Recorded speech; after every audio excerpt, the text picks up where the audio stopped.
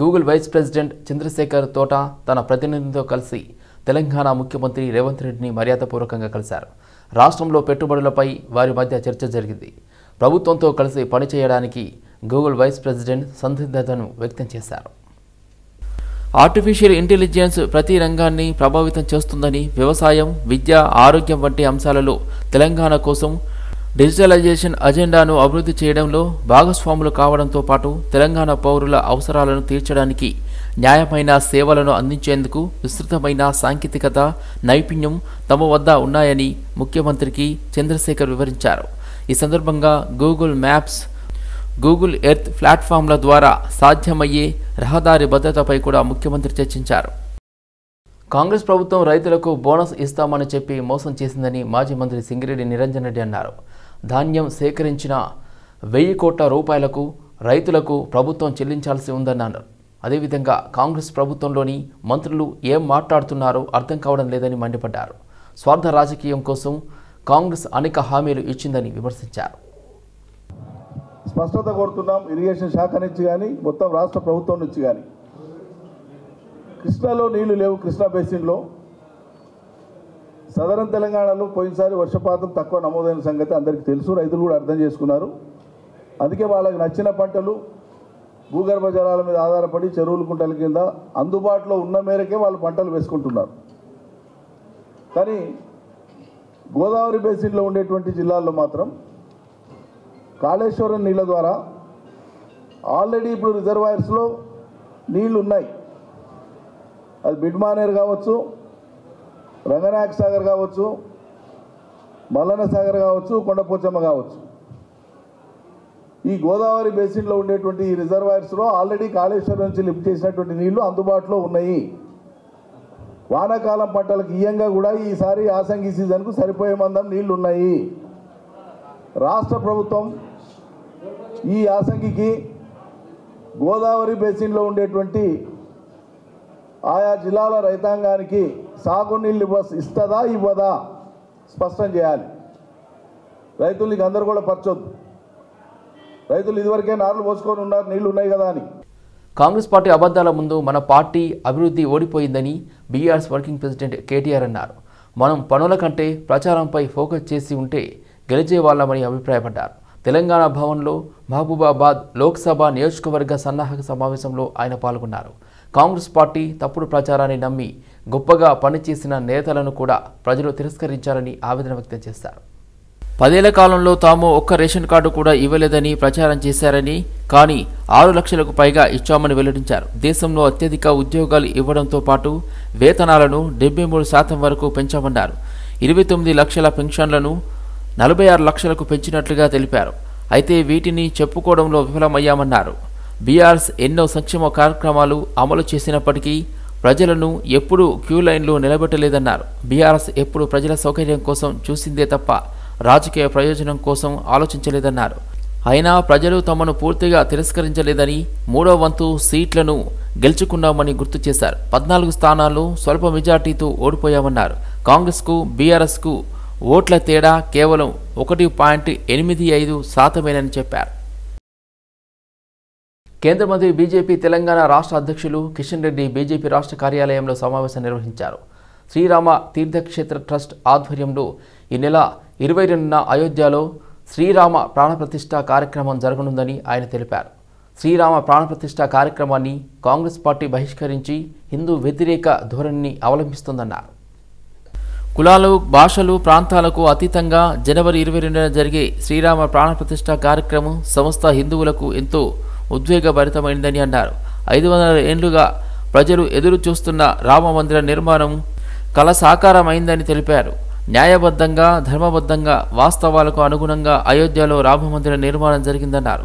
శ్రీరామ ప్రాణప్రతిష్ఠ కార్యక్రమం వంటి కాంగ్రెస్ పార్టీకి ఎందుకు కంటగింపుగా ఉంది, ఎందుకు ఆడిపోసుకుంటుందో అని ప్రశ్నించారు.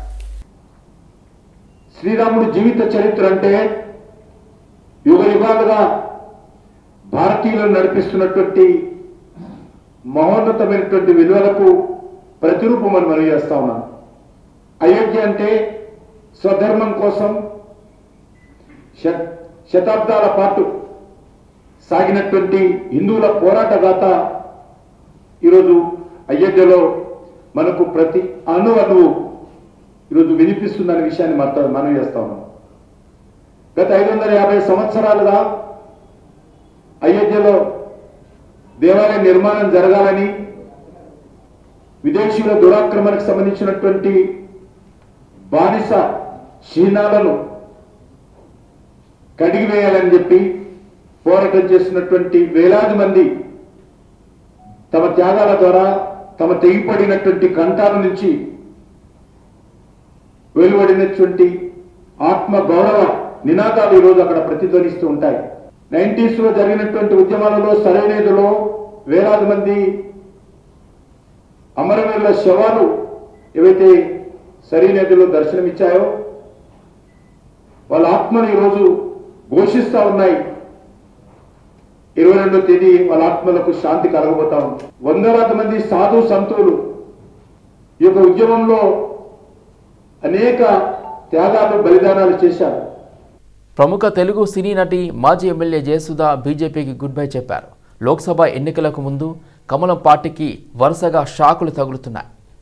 ఇప్పటికే గత అసెంబ్లీ ఎన్నికల్లో గోషామహల్ టికెట్ ఆశించి భంగపడిన విక్రమ్ గౌడ్ రాజీనామా చేశారు. తాజాగా జయసుధ కూడా అదే దారిలో నడిచారు. ఈ మేరకు ఆమె తన రాజీనామా పత్రాన్ని రాష్ట్ర పార్టీ అధ్యక్షుడు కిషన్ రెడ్డికి పంపించారు.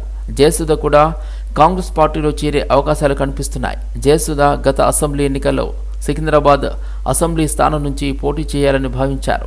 కానీ ఆ పార్టీ మేకల సారంగపానికి టికెట్ను కేటాయించింది. రాష్ట్రంలో బీజేపీ అధికారంలోకి వచ్చి ఉంటే ఈ పార్టీకే మాజీ మంత్రి కేటీఆర్ను బొక్కలో వేసి ఊచలు లెక్కించే వాళ్ళమని బండి సంజయ్ కుమార్ సంచలన వ్యాఖ్యలు చేశారు.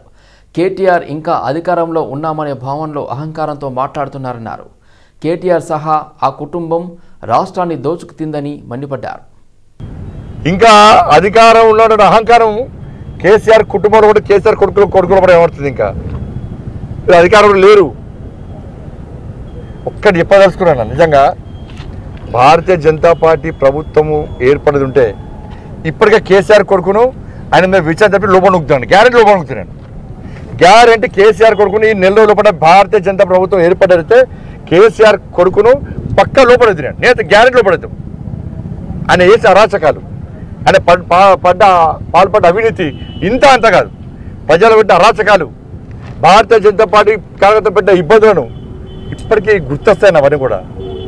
అబ్బబ్బబ్బబ్బా ఏం అరాచకమైన భారతీయ జనతా పార్టీ కార్యకర్తలు ఎంత కొట్టిరానప్ప. ఇలా కొనుగోలు కేంద్రాలు పోతే కొడుతుంది, టీఎస్పీఎస్ పేపర్ మీద లీకేజ్ మీద కొట్లాడితే కొడుతుంది, మహిళల మీద అత్యాచారం జరిగితే దాన్ని వ్యతిరేకిస్తే కొడుతుంది, 317 జీవోకు వ్యతిరేకంగా కొట్లాడితే సంవరించమని కొట్లాడితే కొడుతుంది, ఆర్టీసీ సమస్యలు కొట్లాడితే కొడుతుంది, అంగన్వాడీ సమస్యలు కానీ అవుట్ సోర్సింగ్ ఉద్యోగస్తుల సమస్యలు కానీ వీఆర్ఓల సమస్యల మీద కానీ మేము మాట్లాడితే కొడుతుంది. అసెంబ్లీ ఎన్నికల్లో భాగంగా ఎల్బీ నగర్ శాసనసభ్యులు దేవిరెడ్డి సుధీర్ రెడ్డి నియోజకవర్గ అభివృద్ధి కోసం పలు హామీలు ఇవ్వడం జరిగింది. దానిలో భాగంగా సరూర్ నగర్ కట్ట వద్ద నూతనంగా నిర్మించిన బ్రిడ్జ్ వెడల్పు పనులను అధికారులతో కలిసి సుధీర్ రెడ్డి పరిశీలించారు.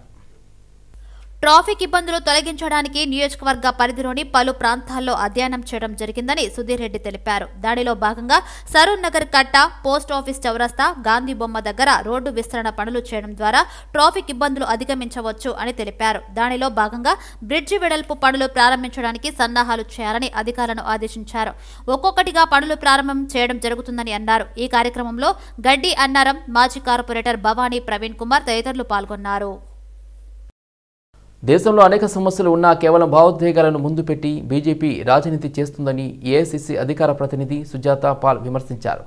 రాహుల్ గాంధీ జోడో యాత్రకు బీజేపీ ప్రభుత్వం ఆటంకాలు కలిగించిందని, మళ్లీ న్యాయయాత్రకు కూడా అబాసుపాలు చేసే కుట్ర చేస్తున్నారని ఆరోపించారు. దేశంలో అన్యాయం పెరిగిపోయిందని, ప్రజలకు న్యాయం జరిగేలా రాహుల్ గాంధీ న్యాయయాత్ర చేపట్టారని అంటున్న సుజాత పాల్తో మా bureau chief Srinivas face to face.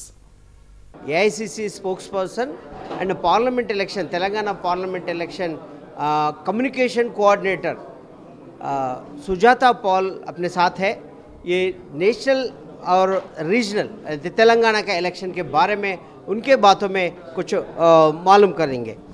बोलिए मैडम, आज पार्लियामेंट इलेक्शन सारा पार्लियामेंट इलेक्शन बीच में प्रधान मुद्दा दो आ रहे सामने आ रहे, एक प्राण प्रतिष्ठा राम मंदिर का और राहुल गांधी का न्याय यात्रा। ये दोनों बीच में क्या सारूप्य क्या है? भारत देश जो है वो लोगों का देश है, और जब हम राजनीति में हैं तो हम राजनीति की बातें करेंगे, और राजनीति वो माध्यम है जिसके पॉलिटिक्स क्या है, वो रास्ता है जिससे हम लोगों की ज़िंदगी को बेहतर बनाते हैं, उनको न्याय देते हैं। तो हम केवल लोगों की बात करेंगे क्योंकि हम लोकतंत्र में रहते हैं, यानी कि लोगों का तंत्र, यानी कि जो सरकार बनाते हैं वो लोगों के लिए बनाते हैं, लोगों के द्वारा लोगों के लिए। तो अगर हम आज देख रहे हैं कि देश में कैसे जो इकोनॉमिक डिफरेंस है लोगों के बीच में, अमीर आदमी बहुत अमीर बन रहा है, 1% जो अमीर व्यक्ति है 1%, उसके पास 40% देश की संपत्ति है, प्रॉपर्टी है, और जो 3% संपत्ति है देश की वो 50 लोगों के पास, जो सबसे गरीब है उनके पास है। यानी कि 130 करोड़ जनता है देश में, 65 करोड़ लोगों के पास देश की 3% की संपत्ति, और जो ऊपर का 1% यानी कि आप खुद ही अंदाज़ा लगा लीजिए 1,30,000 लोग, उनके पास कितना है पैसा, उनके पास है 40%। तो हमारे को लगता है कि आज लोगों को न्याय देने की ज़रूरत है। महंगाई से, बेरोज़गारी से हमें लोगों को निजात दिलानी है, हमें उसमें से निकालना है लोगों को। हमारा जो भविष्य है वो हमारा युवा है, हमारे बच्चे हैं, उनको एक अच्छा भारत, उनके लिए सब कुछ जो हम कर सकते हैं वो हमें करना। इंडी ग्रुप ये पार्लियामेंट इलेक्शन तक नहीं जा सकते, वो ग्रुप में बहुत विभेद है, इकट्ठा होने से पहले वो सक्सेस नहीं हो सकते, बल्कि बीजेपी एक आरोपण है, क्या करेगा, कैसे रहेगा? आरोप नहीं, आप जो इतनी सारी बातें आपने मुझसे पूछे, इतने सवाल मैंने जवाब दिए, बता दीजिए मेरे प्रधानमंत्री जवाब देने को तैयार होंगे? नहीं होंगे, पहली बात। दूसरी बात, ये उनका नैरेटिव क्रिएट करने का एक तरीका है। एग्जाम्पल दे रही हूँ, अगर आप देखें भारत जोड़ो न्याय यात्रा, तो पहले 4 दिन 4 कंट्रोवर्सीज, जूते पे कंट्रोवर्सी, आपके टी शर्ट पे कंट्रोवर्सी, आपके जैकेट पे कंट्रोवर्सी, राहुल गांधी जी यात्रा पूरी करेंगे या नहीं उस पे कंट्रोवर्सी। पर वो मेरे नेता हैं, राहुल गांधी कांग्रेसी हैं, और कांग्रेस भारत के डीएनए में है, और भारत का डीएनए कांग्रेस में है। इसलिए समझ लीजिए कि जब हम बात करते हैं लोगों को साथ लेके चलने की, तो हमें एक्सपीरियंस है। ये तो तोड़ फोड़ वाले हैं, विभाजन की राजनीति करो, डिवाइड एंड सेल्फ रूल।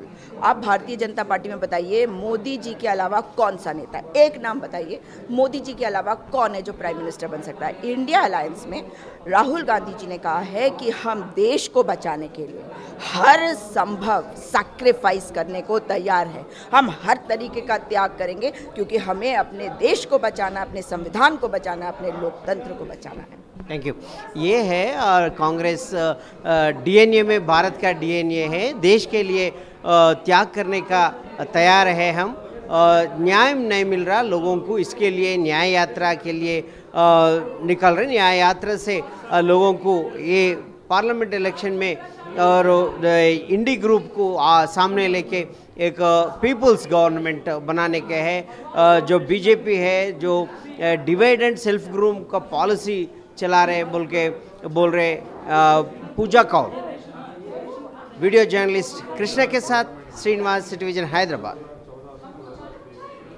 తెలంగాణలో 2 ఎమ్మెల్సీ స్థానాల ఉప ఎన్నికకు సంబంధించి ఎలక్షన్ కమిషన్ నోటిఫికేషన్ జారీ చేసింది. ఎమ్మెల్యే కోటాకు చెందిన ఈ సీట్లకు ఈ నెల 29న పోలింగ్ నిర్వహించనున్నట్లు ప్రకటించింది. ఈ నెల 18 వరకు నామినేషన్లు స్వీకరించి 19న పరిశీలన, 22 వరకు ఉపసంహరణకు అవకాశం ఇవ్వనున్నట్లుగా తెలిసింది. 29న ఉదయం 9 గంటల నుంచి సాయంత్రం 4 గంటల వరకు పోలింగ్ నిర్వహించనున్నట్లుగా తెలిపింది. పోలింగ్ ముగిసిన తర్వాత సాయంత్రం 5 గంటల నుంచి ఓట్ల లెక్కింపు చేపట్టి అదే రోజు ఫలితాలు ప్రకటిస్తామని ఎన్నికల అధికారులు తెలిపారు. అసెంబ్లీ ఎన్నికల్లో పోటీ చేసి గెలిచిన బీఆర్ఎస్ ఎమ్మెల్సీలు కడియం శ్రీహరి, పాడి కౌశిక్ రెడ్డి తమ పదవులకు రాజీనామా చేశారు. దీంతో ఖాళీ ఏర్పడిన ఆ 2 స్థానాలకు ఉప ఎన్నికలు నిర్వహించాలని ఈసీ నిర్ణయించింది. ఈ మేరకు నోటిఫికేషన్ విడుదల చేసింది. కాగా అసెంబ్లీలో బలబలాల ఆధారంగా ఈ 2 స్థానాలకు జరిగే ఉప ఎన్నికల్లో కాంగ్రెస్ అభ్యర్థులు గెలిచే అవకాశం ఉందని రాజకీయ విశ్లేషకులు చెబుతున్నారు. జీహెచ్ఎంసీ ప్రధాన కార్యాలయంలో ఈఎన్సీ జియావుద్దీన్, ఎస్సీ అనిల్ రాజుతో కార్పొరేటర్ సామల హేమ సమావేశమయ్యారు. తన డివిజన్కి సంబంధించిన పనులు త్వరగా పూర్తి చేయాలని ఆమె కోరారు. సీతాఫల్ మండి డివిజన్ పరిధిలో అభివృద్ధి పనులపై జీహెచ్ఎంసీ అధికారులతో కార్పొరేటర్ సామల హేమ చర్చించారు. డివిజన్లోని పలు అభివృద్ధి పనులు త్వరగా చేయాలని తెలిపారు. దీనికి సంబంధించిన అధికారులు త్వరలో సమస్యలను పూర్తి చేస్తామని హామీ ఇచ్చారు. సంక్రాంతి సంబరాల్లో భాగంగా SS brilliant grammar high school ఆధ్వర్యంలో భోగి రంగోలి కార్యక్రమం నిర్వహించారు. ముఖ్య అతిథిగా గడ్డి అన్నారం కార్పొరేటర్ బద్దం ప్రేమ్ మహేశ్వర్ రెడ్డి పాల్గొన్నారు. Corporator Baddam Prem Maheshwar Reddy SS brilliant grammar high school ఉపాధ్యాయురాలు పూలబెక్కతో ఘనంగా స్వాగతం పలికారు. నిత్యం పుస్తకాలతో తరగతి గదుల్లో కుస్తీలు పడే విద్యార్థులు తమ సృజనాత్మకతను వెలికితీసి అందమైన ముగ్గులను వేయడం చాలా సంతోషంగా ఉందన్నారు. విద్యార్థులకు కార్పొరేటర్ గాలిపటాలను ఎగిరివేసేటప్పుడు జాగ్రత్తలు పాటించాలని కోరారు.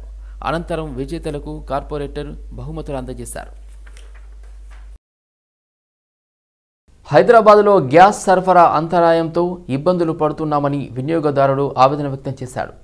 4 రోజులుగా రిఫిల్ సిలిండర్లు డెలివరీ మందగించడంతో ఏజెన్సీల ముందు బారులు తీరుతున్నారని అన్నారు. ప్రధానంగా గోదాముల వద్ద గంటల తరబడి క్యూలో నిలుచుంటున్నామని వెల్లడించారు.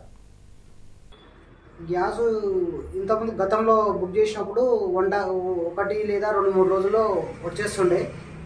ఇప్పటికి మేము గ్యాస్ బుక్ చేసి వారం రోజుల పైన అయిపోయింది. మేము కస్టమర్ కేర్కి ఫోన్ చేస్తే మరొక వారం రోజులు పడుతుండొచ్చు సమయం అని చెప్పి చెప్తున్నారు. ఆ వారం రోజులు అనేది కూడా వాళ్ళు ఒక స్పష్టత ఇస్తలేరు. మరి ఈ రకమైన పండుగ వాతావరణం ఉన్నది. 2-3 రోజుల పండుగ ఉన్నది.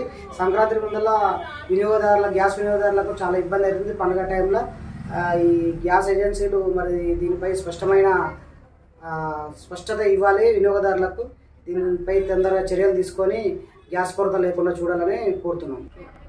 ఆఫీస్కి వెళ్ళలేదండి. ఒకసారి బుక్ చేసిన నెక్స్ట్ డేనే వస్తుండే. మా గతంలో ఈ సమస్య లేదు కాబట్టి మేము ఆఫీస్ వరకు ఇంకా చేరలేదు. ఫోన్ చేసినాం, ఏమైంది గ్యాస్ బుక్ చేసి ఇంకా రాలేదంటే ఆయన స్పష్టంగా చెప్పలేకపోతున్నాడు. వారం రోజులు పడుతుండొచ్చు సార్ అని చెప్తున్నాడు. నుమాయిష్ ఎగ్జిబిషన్లో హైదరాబాద్ సిటీ పోలీస్ స్టాల్ను సిపి కొత్తకోట శ్రీనివాసరెడ్డి ప్రారంభించారు. Traffic, cyber crime, central crime station, she టీమ్స్పై ప్రజలకు అవగాహన కల్పించే విధంగా స్టాల్స్ ఏర్పాటు చేశారు. స్కూల్, కాలేజీ పిల్లలు, నగర వాసులకు ట్రాఫిక్ రూల్స్, ట్రాఫిక్ పోలీస్ వద్ద ఉండే పరికరాలు, వాటి పనితీరుపై స్టాల్స్లో అవగాహన కల్పించారు. నుమాయిష్ చూస్తుంటే 22 ఏళ్ల క్రితం తాను ట్రాఫిక్ విభాగంలో పనిచేసే రోజులు గుర్తు వస్తున్నాయని సిపి అన్నారు.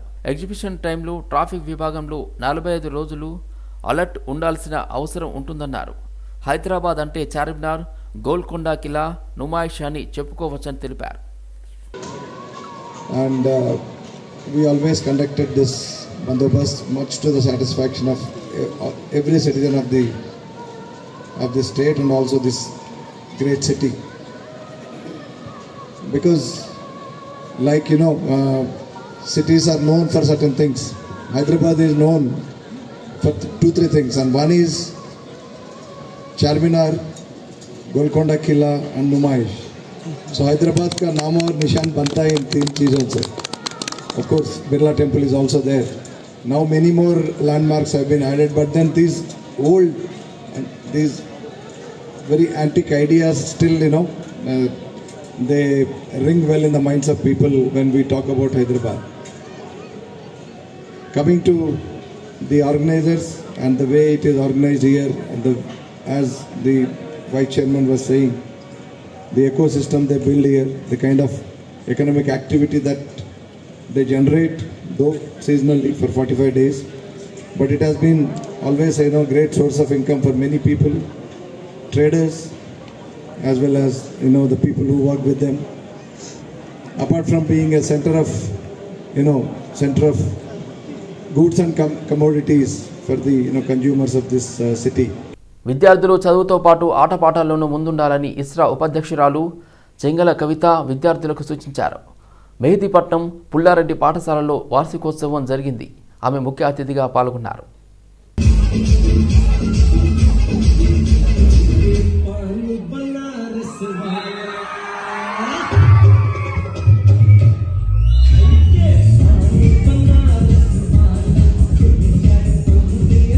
भारत एक सम्मान है, एकता मेरी जान है। ऐसे कहते हुए हम सभी सदस्यों भारत में एक यूनिटी की तरह से रहना है। बच्चों को भी यही सिखाई जा रहे हैं कि यूनिटी में रहना, secular, our country is secular, India is my nationalism. हम नेशनल एंथम बोलते ही, प्लेज बोलते ही बच्चों को यूनिटी सिखाई दे रहे। सब लैंग्वेजेस इक्वली इम्पोर्टेंस देना है, जैसे सीबीएसई वही कहते हैं, जैसे हमारी एनईपी भी वही बोलते हैं, नेशनल एजुकेशन पॉलिसी जो नई आई है 2020 का, वही कहते हैं कि सब राष्ट्र का बच्चों को सिखाना है, सब कल्चर सिखाना है, ताकि ये आज यह रहेंगे कल दूसरी जगह पे रहेंगे। वो लोगों को ऐसा आदत होना चाहिए, कहीं भी जाएगा वो लोग सक्सेस होना चाहिए। ये मंत्र से हम ये fusion of India national integration का कॉन्सेप्ट लिया गया है। इसके लिए मुख्य अतिथि राम मनोहर गारू और हमारे ट्रेजरर जी एकांबर रेड्डी गारू और हमारे सेक्रेटरी श्रीमती प्रीति रेड्डी गारू, सब पेरेंट्स यहाँ पे मंजूर हुए हैं। तकरीबन 2000 पेरेंट्स आए हैं और 1700 बच्चे इसमें शामिल हो गए हैं। Thank you. గచ్చిబౌలి సుందరయ్య విజ్ఞాన కేంద్రం ఆధ్వర్యంలో ముగ్గులు, మ్యూజికల్ చైర్ ఆటల పోటీలు నిర్వహించారు। ఈ కార్యక్రమానికి శ్రామిక మహిళా సమన్వయ కమిటీ రాష్ట్ర కన్వీనర్ ఎస్వి రమ హాజరయ్యారు। మహిళలు ప్రతి రంగంలో రాణించాలని ఎస్వి రమ అన్నారు। మహిళ అంటే ఆదిశక్తి అని, వంటింటి కుందేలుగా ఉండకూడదని తెలిపారు। ప్రతి రంగంలో ముందుండాలని ఆకాంక్షించారు। అనంతరం పోటీలో గెలుపొందిన విజేతలకు బహుమతులు అందజేశారు। Begumpet country club VIP international 24వ మెంబర్ కార్డును ఆవిష్కరించారు।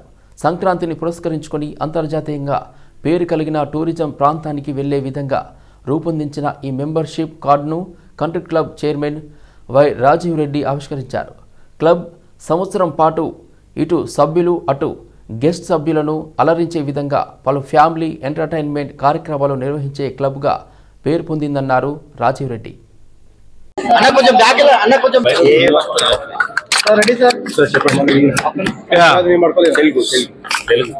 ఇవాళ మనము we have launched which is the first thing we have launched after the successful mega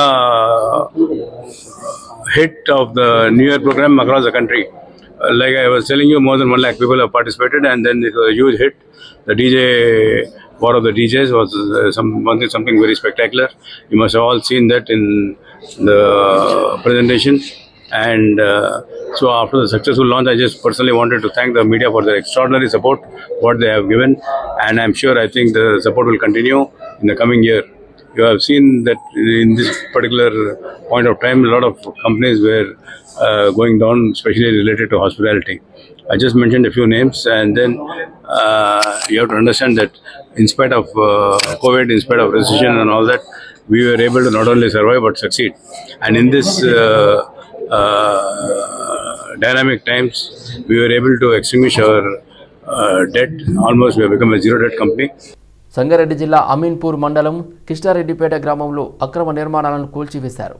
కనీస అనుమతులు తీసుకోకుండా భారీ బిల్డింగ్ నిర్మాణాలపై అధికారులు కూల్చివేతలు చేపట్టారు। లెక్కకు మించి అక్రమ కట్టడాలు, భారీ బహుళ అంతస్తుల నిర్మాణం చేపడుతున్నారు। గ్రామ పంచాయతీలో 2 అంతస్తుల పర్మిషన్ తీసుకుని 5 అంతస్తులు అక్రమంగా నిర్మిస్తున్నారు। గ్రామ పంచాయతీ కార్యదర్శి ఆధ్వర్యంలో కూల్చివేతలు చేపట్టారు। మియాపూర్లో ప్రజలకు కంటి మీద కొనుకు లేకుండా చేస్తున్నాడు ఓ ఘరానా దొంగ। వేసిన తాళాలు వేసినట్లే ఉంటాయి, కానీ ఇంట్లో మాత్రం విలువైన వస్తువులు, డబ్బులు మాయమవుతాయి।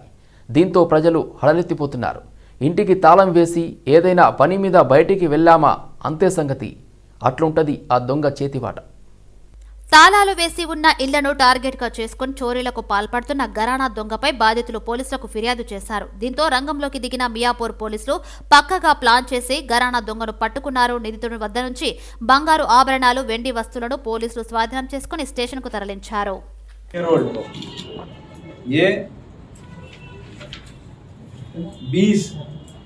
ये जो चोरी का काम है वो क्या है, 20 केस में इसका पात्र है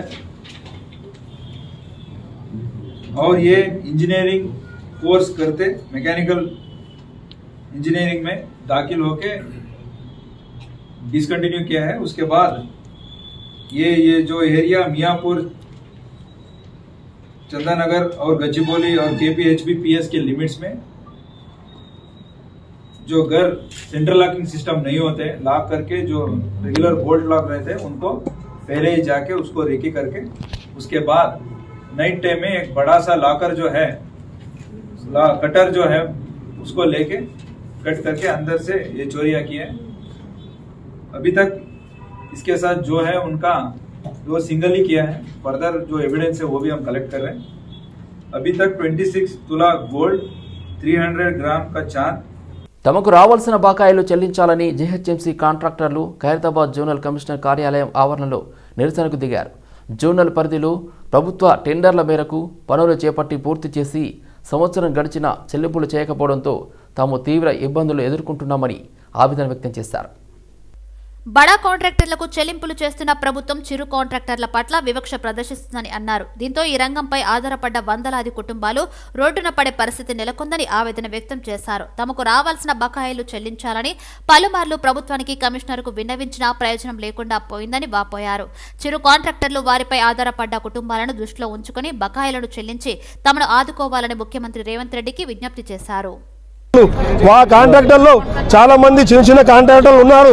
ఆ కాంట్రాక్టర్లు రాత్రి పగలు పనిచేసి ఇక్కడ మన ఈ జిహెచ్ఎంసీలో పాటోల్స్ కానీ, ఐఆర్టీ కానీ, డీసిల్టింగ్ కానీ, మాన్సూన్ కానీ ఎమర్జెన్సీ వర్క్స్ కూడా టేకప్ చేస్తాము. మా ఏరియాలో ఖైరతాబాద్ ఏరియాలో మన విఐపీస్ ఉన్న రాజ్భవన్ రోడ్ కానీ, మినిస్టర్స్ క్వార్టర్స్ కానీ, మరియు ఎమ్మెల్యే క్వార్టర్స్ కానీ ఏ రాత్రి ఏమున్నా పాటోల్స్ ఉన్నా, ఏ రాత్రి ఏమున్నా పనులు కావాలి అర్జెంట్ ఆఫీసర్గా చెప్పిన వెంటనే మేము వెళ్ళి దాన్ని రెక్టిఫై చేసి ఏదైతే రాత్రి వర్షాకాలం రోజు కూడా మన వాటర్ సాంకేజ్ పాయింట్లో నీళ్ళు వస్తే మన ట్రాఫిక్ కూడా ఆగిపోతే ఆ ట్రాఫిక్ కూడా క్లియర్ చేసి మేము ఇమీడియట్లీ వెంటనే ఆ ట్రాఫిక్ క్లియర్ చేసి పంపించి ఏర్పాటు చేస్తాము.